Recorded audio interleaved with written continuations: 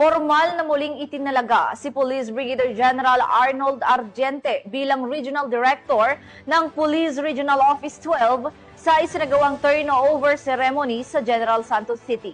Narito ang detalye ng report mula kay Patrol Woman Brailyn Jean Cabonilas.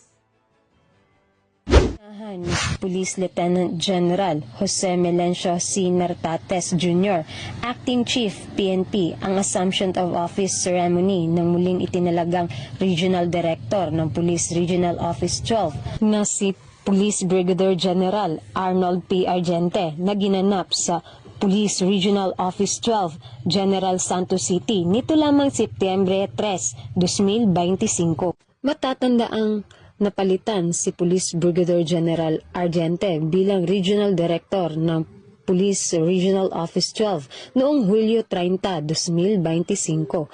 At humalili sa kanyang pwesto si Police Brigadier General Romeo Juan Macapas ngayong Setyembre 3, 2025. Formal siyang naibalik sa kanyang dating tungkulin bilang pinuno ng Police Regional Office 12.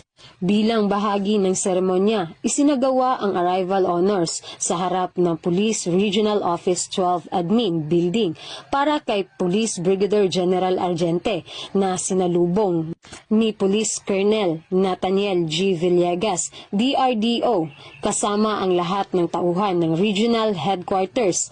Sinundan ito ng arrival honors para kay Police Lieutenant General Nartates Jr. Formal namang tinanggap ni Police Brigadier General Arnold C. Santiago, DRDA, at sinalubong din ng buong RHQ personnel. Sa kanyang talumpati, binigyang diin ni Police Lieutenant General Nartates ang pagbabalik ng tiwala at kumpiyansa ng PNP sa pamumuno ni Police Brigadier General Argente.